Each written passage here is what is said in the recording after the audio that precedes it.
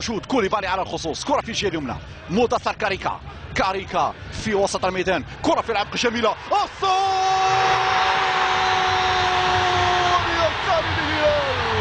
افرح يا زول، الكرة في الجول، افرح يا زول، الكرة في الجول، سيد البلد يسجل الثاني ويأكد انتصار الهلال في هذه المباراة.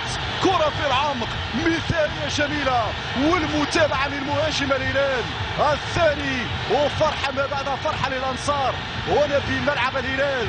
جماهير الإلترا الموج الأزرق حاضرة بقوة لمناصرة سيد البلد. نشاهدوا الكرة من جديد، بصمة من جانب كاريكا، يهيئة من اللاعب نعيم، والكرة في العمق كانت ذكية جدا، والمتابعة من محمد أحمد. هدف ثاني في هذه اللحظات، هدف ثاني في هذه اللحظات.